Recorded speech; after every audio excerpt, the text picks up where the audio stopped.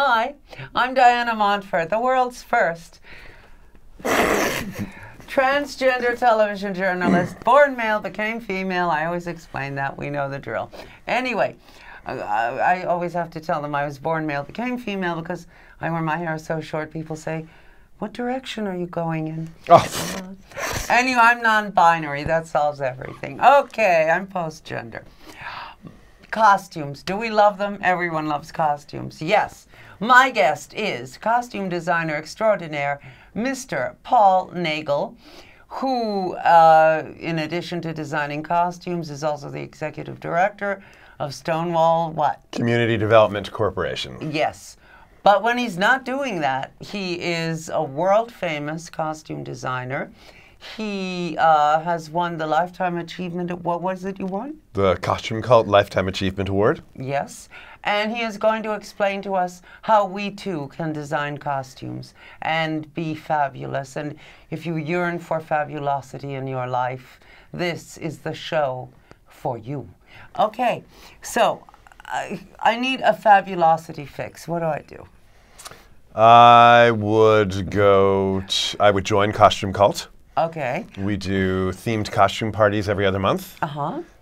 So there's one coming up on Saturday. Well, anyway, we know because by the time this is shown. Right. So I think my favorite one is the Horned Ball. That's the Rite of Spring. Uh-huh. I went as a goat this year. Uh-huh. There's the Black and Light Ball, which is the fluorescent challenge, but they always have a second theme. So the Black and Light Ball this year, the second theme was Da Vinci's brain. Oh, that's so yeah, like 2,000 people design costumes to the themes.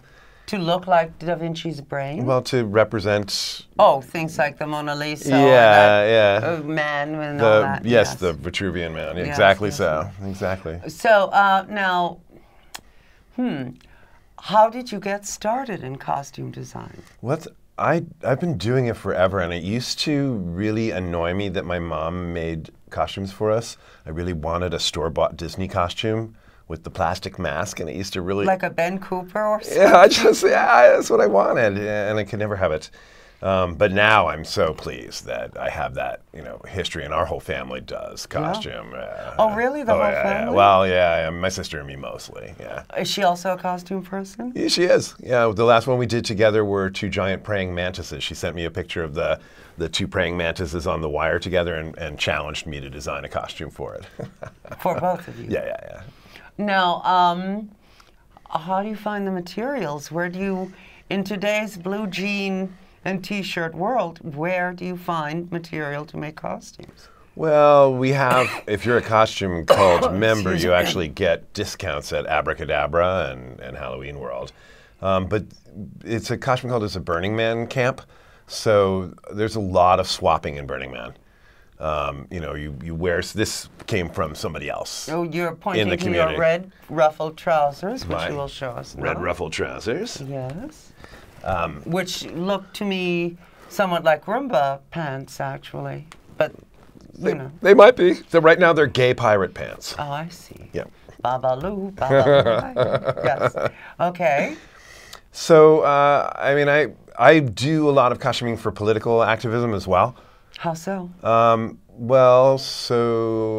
The last 3 years I've been flown up to Alaska for a week each summer to wear this costume that I made that's a trio of singing salmon. And it's me and 2 puppets, and it all hangs on a snare drum thing. And I go to Salmon Fest and sign up new members for Musicians United to Protect Bristol Bay, which is fighting the Pebble Mine up in Alaska. Yeah, that's great. Yeah, so that costume gets me to Alaska each year, which is awesome. I do... All expenses paid, I would imagine. Yeah. I do a lot of environmental costumes. So I have one, the Spirit of the Sun, that's this huge headdress that I made for the Climate March. Where do you store all these things? I don't. I wear each thing like 3 times and then I get rid of it. Or recycle it, like take bits and pieces? Yeah, I mean, like this hat has been around for a while. It's fabulous. Thank you very much. Great. It's superb. It's magnificent. It's a pirate hat. Yes. And this shirt started as a very different shirt. It's not long for the world, I think, because I've been cutting it shorter and shorter. But I just found an amazing pirate shirt store in New Orleans, so I'm very excited.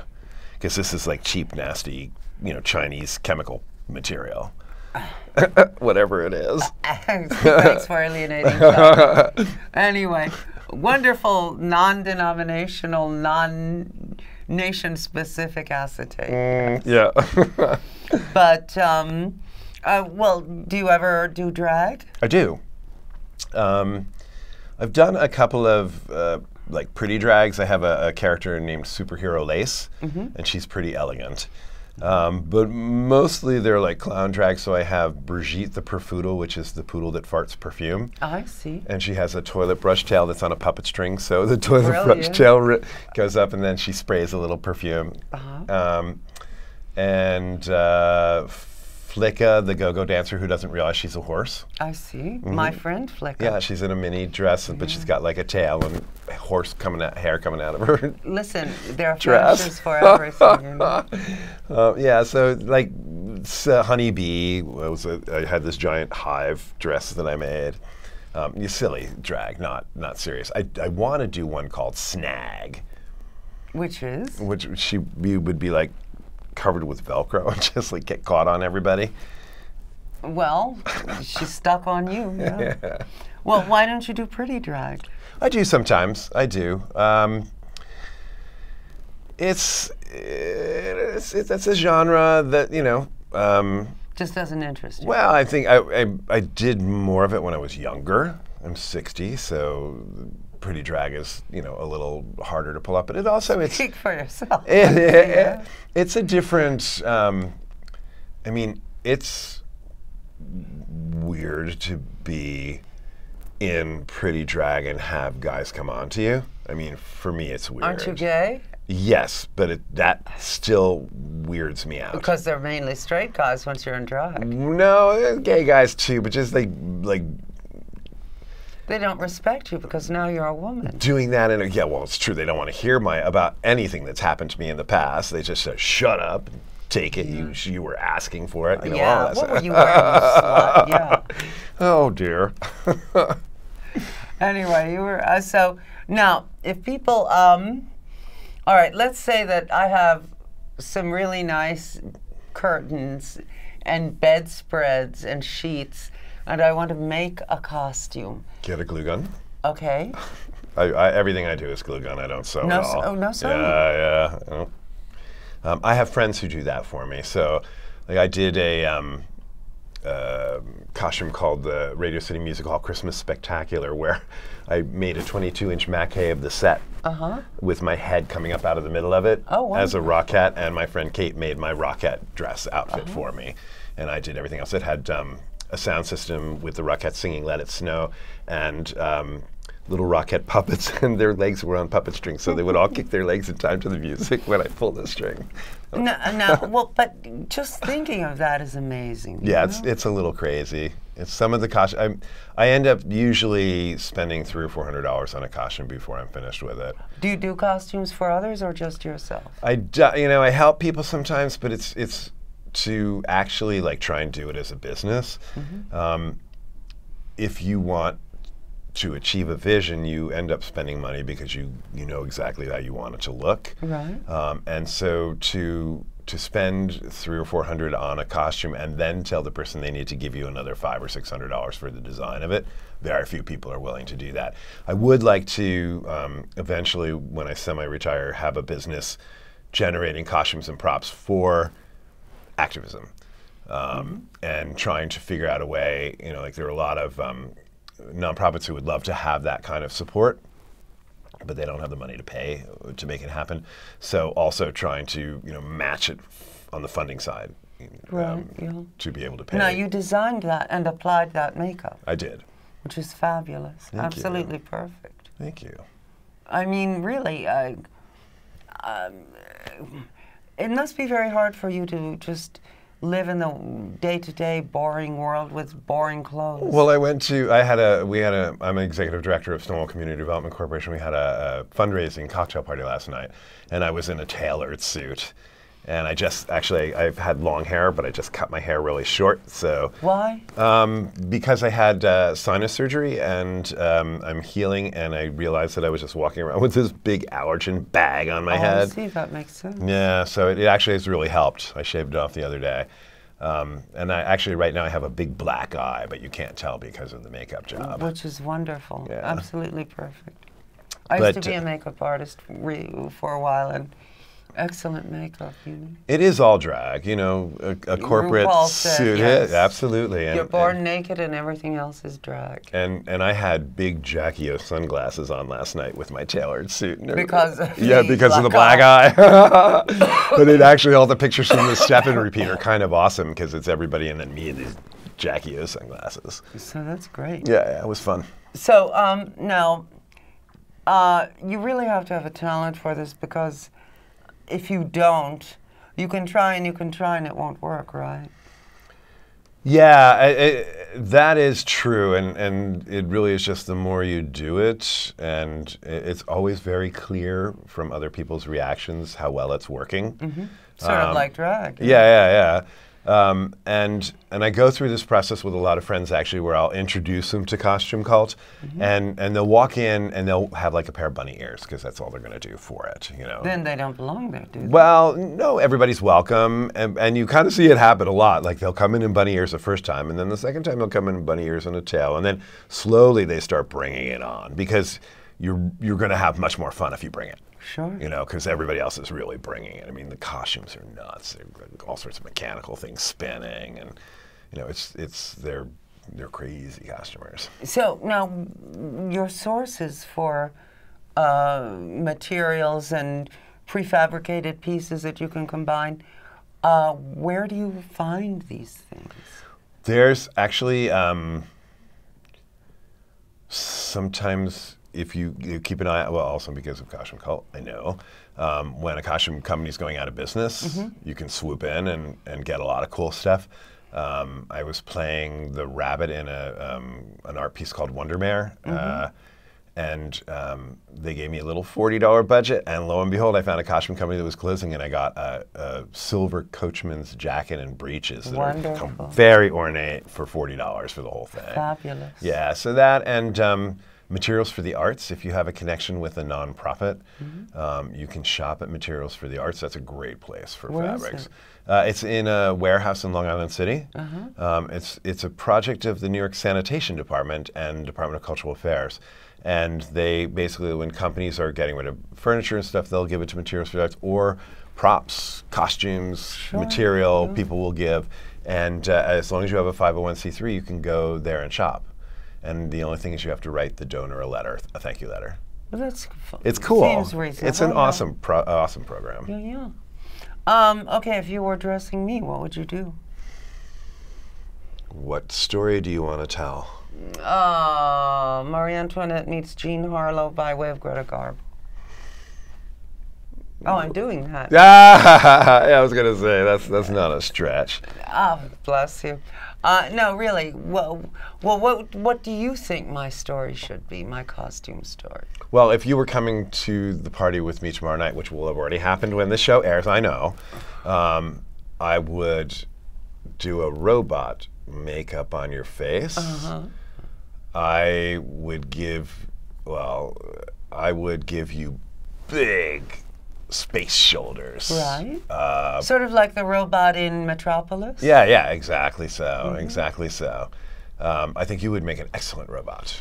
Many have accused me of being... Some people have written into the show, is she an alien? Oh, is she a ghost? I swear. No, I'm not an alien. I did live in New Jersey for a while, but no, I'm not an alien, and I'm not a ghost that I know of. Anyway, but it didn't help that this metaphysics person came on the show and said, "You're part alien." Really? You're part alien? Lovely. According to her, many of us are, and we don't know it. I see. She was not asked back. Kissed by an octopus. Yes. You, however, have been here several times. And I hope you come back. But I would love to. Now, how do you decide what costume to do for what event? You have to understand that it's very difficult for us more prosaic souls to understand the creativity. Yeah, I have no idea where they come from. I mean, sometimes somebody, like my sister, gave me a picture and that was a challenge. The one I'm working on now, is for my nephew who's getting married in Bali because he lives in Hong Kong. And I wasn't going to go because I really can't afford it. I don't like to fly that long, and I run a small business, and it's hard to leave for 9 days. But he gave you the... He asked me to design a costume and be a celebrant, so I'm actually writing the ceremony and conducting the ceremony. So presumably he's paying for your trip. Business class round trip. Thank you very much to Bali. So I went to the engagement party, which was here in New York the night after Christmas, and I was all ready with all of my excuses, and I was just not going to do it. And then they came up and they asked me to do that, and I was like, of course I said yes right away. And then I went... 3 weeks later, I called him and I said, you got to give me some direction. And he said, just don't outshine the bride. I was like, what? Can you help it? No, so I was like, okay, and I hung up the phone, and it was like 2 weeks later, and I called him, I said, dude, you got the wrong person. If you want something subtle and subdued, you just ask the wrong person. He said, we know, you can do whatever you want. So I started working on this idea, and I really like it, and then I was describing it to my sister and his mom, and she's like, you need to call them and make sure. So I'm doing a conch shell shaman. It's a linen tunic, and then just 4 panels of really beautiful seafoam and teal colored sequined material that goes, one on each direction, front and back, down to the floor. And then 2 collars, and they're made out of peach organza and white boning. Oh, wonderful. And they're shaped like the first one is a cowl that goes down, but it's got, like the pointy shapes of a conch shell. And then the second one is like the queen from Snow White? Snow White. And it goes like down. And I think what I'm going to do, I hope this doesn't air in China so they don't know what I'm going to do. For most of it, because the collar turns, for most of it, I'm going to be doing this with them so they can only see one of my eyes while I'm talking to them and counseling them through the process. And then the service is going to be all about the binding.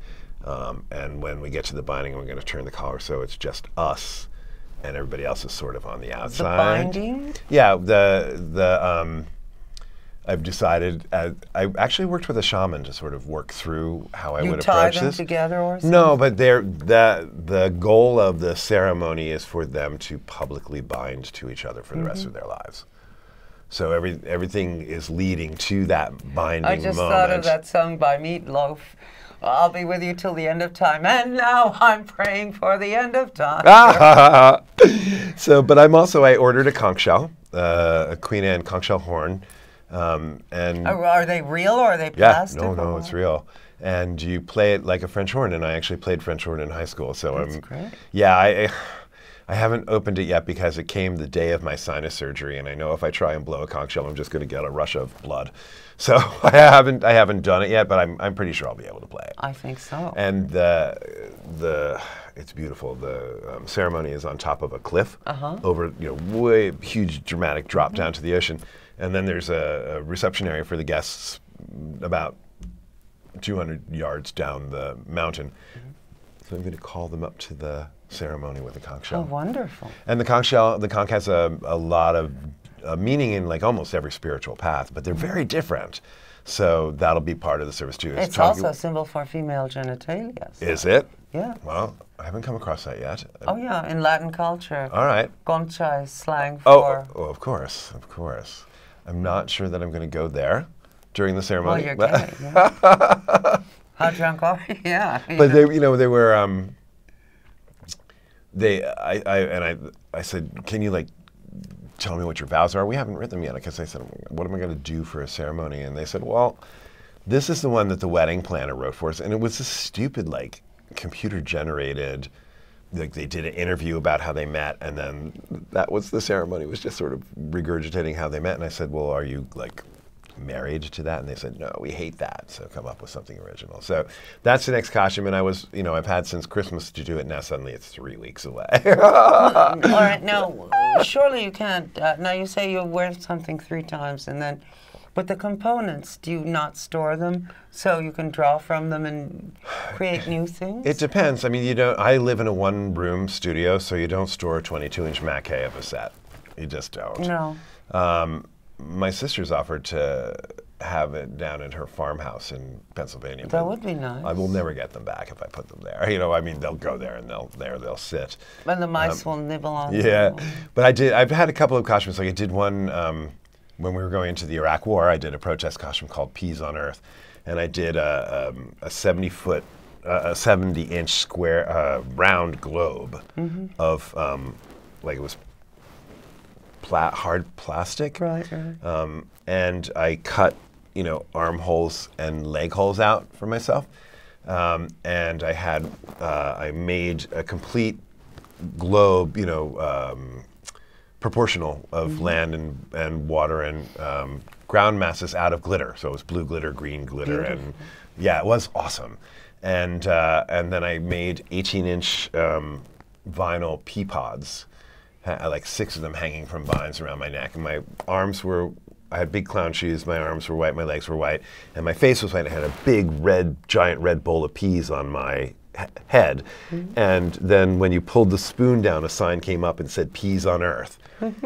Except the day of Halloween, I got into it, and I couldn't, because the plastic was hard, I couldn't reach the spoon. With my arm, so I had to run to the stationery store and get a poster board and make a sign. But that was awesome. Everywhere I went, people were chanting, "Peas on Earth, peas on Earth." Let me ask you: is it uncomfortable to wear some costumes? Yes, that one. When I got home that night, I stomped the shit out of it because I didn't ever want to wear it again. Well, do you?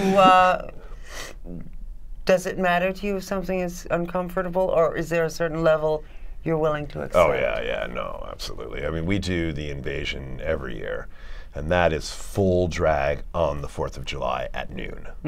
In that lovely weather, yeah. Yeah, and you just like you melt, you know. But I don't care. Yeah. You know, and a lot of times the costumes will be made out of materials you can't really wash, or you'll ruin the costume, especially if you glue gunned it together. So sometimes by the 3rd time you're wearing it, it's pretty fruity. Vodka in a spray bottle will get rid of that. Vodka in a spray bottle? That's what they use in wardrobe departments. Cool. All right, well, that's an excellent tip. Look at you. Well, Excellent. I'm an actress. Yeah. You know. Excellent. Thank you very much. You're welcome. Just spray it on and leave it, and the smell goes away. And I had another one. I once had, many years ago, I modeled, and I once had to put on a dress warm from another model. It was exceedingly creepy. Very strange. The designer decided I would look better in it than she took it off. I put it on. It was warm from her. Oh. Yeah, she was a nice person, but still. She's watching too. Yeah, well. That was gross. Well, yeah, I'm sure it was. But anyway. So I did another costume, the Winter Prince, and I had a really beautiful camel hair coat that some asshole kids had like put a pen down the back of as they were getting off the subway. They just turned around and for out of malice, just to be asshole kids, you know. Yeah. But I could never get it out, so I couldn't wear the coat again. So I did this Winter Prince costume. That makeup is awesome. But I took white fabric ink. Yeah. And I did like 6 coats of it, and it was like crunchy snow at the end. And then I did white fur. Wonderful. But that thing weighed like 40 pounds. Yeah. And I wore that twice, and then I stomped the hell out of that. I will never wear that again. Is the fun in the making, or the wearing, or both? It's both. I mean, I love the making, and I take my time, because the thing that's really time consuming is the shopping. Like I did a costume, my favorite costume of all time is the only one I don't have a photograph of. I did a mosquito disguised as a blood bank nurse. Oh, wonderful. It was awesome. God, these things you think it was so brilliant. good. It was so good. But I wanted to, I looked and I looked and I looked for that blue nurse's cape, and I couldn't find it, so I didn't do it. And then the next year I looked and I found the nurse's cape and did it. Yeah, now, can people contact you to ask about your costume design problems? On Facebook, yeah. Oh, yeah, well, that's probably the, yeah. Facebook? It's I'm Paul E. Nagle, Nagle, at Yahoo. That's my tag on Facebook, because there are a lot of Paul Nagles on Facebook. But yeah, and all my costume galleries are there, and, wonderful. And you can find out about Costume Cult events there. And Costume Cult's really welcoming and wonderful. It's radical inclusion as a Burning Man, so You don't have to. It's all levels of participation. And how would you join that company? That's pretty easy to join. They have a Facebook page. It's Costume Cult with 2 Ks, and you just go there and say hey. Men, women. Oh yeah, and really intergenerational. Oh, wonderful. Yeah, I realized, like, my brother's like, all your friends are in their 20s and 30s, because that's, but there are older folks there as well. And much older than you are, I'm sure. There are a few that are much older than I am. Sure. Yeah. And it's just, when you go to a party and 2,000 people have designed costumes to a theme, you can't not have fun. Sure. It's so stimulating. Sort of like a vampire's ball or something. Yeah, no, it is. And sometimes you don't even recognize folks. And for me, a lot of times with the community, people don't recognize me when I'm not in costume. Mm-hmm. They have no idea who I am. Isn't that interesting? Yeah. Yet they recognize you in different costumes. Yeah, because I have a style. Yes, over the top. Big, gigantic over the top. Isn't that wonderful for costumes? Yeah. No, it's a great to be known for. I mean, how awful to do dull costumes. Right. And I wanted to surge, with it. My goal is to to have a costuming company, and I want to call it stand out in a crowd. Mm-hmm. And so part of when I go to like the Easter parade or the first time I went to Mardi Gras, mm-hmm. My Neptune costume was the only picture in the Lundi Gras edition of the Picayune. Wonderful. It was a quarter page, and my friends were like, "How did you do that your first time there?" You're in the rotogravure. Yeah. Yes. Anyway, my guest has been the fabulous costume designer, Mr. Paul Nagle. You can contact him at Paul E. Nagle. At Yahoo. At Yahoo. Should you have questions about costuming and how you can make your own and be as amazing as Paul is. Well. Or try. Anyway, lots of luck. Nobody's as amazing as I'm darling. Anyway, I'm Diana Montford, and this has been the Diana Montford Show. Again, my guest has been Mr. Paul Nagle, who is also the chair of... No, the executive director of Stonewall Community Development Corporation, working on LGBTQ senior housing in New York City. Which is wonderful. And you probably don't dress that way for that, do you? Sometimes you do. Do you know, we did a great fundraiser last year called Somewhere Over the Costumes. My board asked me to do it, and everybody wore costumes, and then the guests had a ticket to vote, and all the costumers had to get the tickets from the guests. I love you. I'll see you next time. Bye.